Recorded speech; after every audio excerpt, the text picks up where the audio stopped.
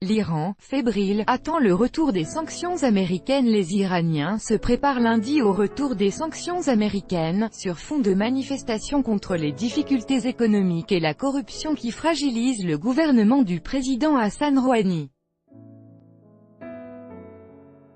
Ces derniers jours, plusieurs villes ont été le théâtre de manifestations sporadiques et de grèves, fruit de l'inquiétude grandissante et d'un sentiment de colère envers le système politique. La pression semble s'accentuer à la veille du rétablissement des sanctions économiques, décidées par Donald Trump après le retrait unilatéral de Washington de l'accord historique sur le nucléaire conclu en 2015 entre Téhéran et les grandes puissances. Répondant à la détermination des États-Unis à exercer une pression maximale sur Téhéran, le chef de la diplomatie iranienne a assuré lundi que Riyad, Washington et Israël étaient isolés dans leur opposition à la République islamique. Aujourd'hui, le monde entier a déclaré qu'il n'était plus en phase avec la politique américaine contre l'Iran, a déclaré Mohammad Javad Zarif dans un discours, cité par l'agence de presse semi-officielle ISNA.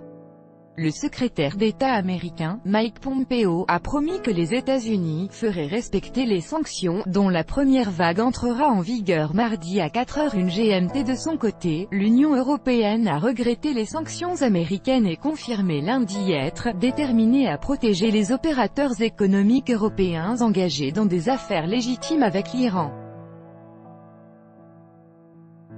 Une législation spécifique en ce sens entrera en vigueur mardi, a ajouté Bruxelles. Internet coupé. Les sanctions américaines risquent de lourdement peser sur une économie déjà à la peine, qui souffre d'un taux de chômage élevé et d'une nette inflation. Le rial iranien a plongé, perdant près des 2/3 de sa valeur en 6 mois.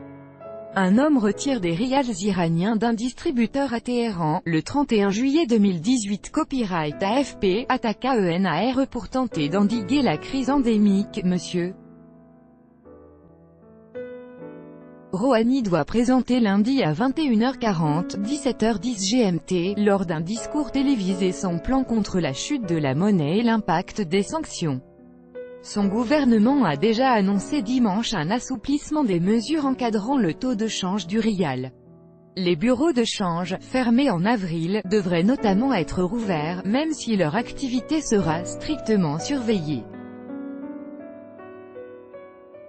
Sommée par des responsables religieux d'agir contre la corruption, l'autorité judiciaire a pour sa part annoncé l'arrestation du vice-gouverneur et chef du département d'échange de la Banque centrale d'Iran, Ahmad Araghchi, avec d'autres responsables et 4 cambistes accusés de spéculation.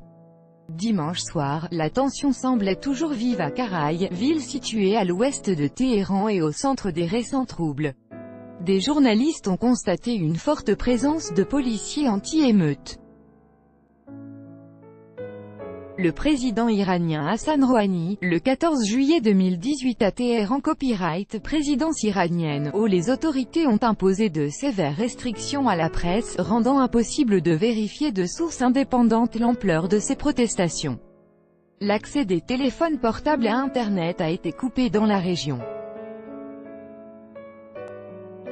Les médias conservateurs ont relayé ces manifestations au moment où le président modéré Hassan Rouhani semble fragilisé, lui qui avait misé gros sur l'accord de 2015 pression maximale, conclu au terme de plusieurs années de négociations. Ce dernier vise à garantir le caractère strictement pacifique du programme nucléaire iranien en le soumettant à une surveillance draconienne. En échange, il prévoyait la levée des sanctions économiques contre Téhéran. Une manifestation à Mashhad en Iran le 3 août 2018.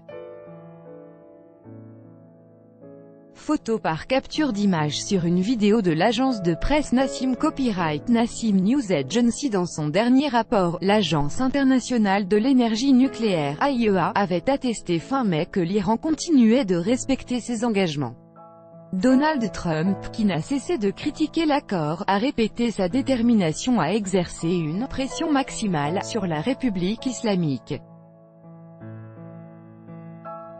La première vague de sanctions comprendra des blocages sur les transactions financières et les importations de matières premières, ainsi que des mesures pénalisantes sur les achats dans le secteur automobile et l'aviation commerciale.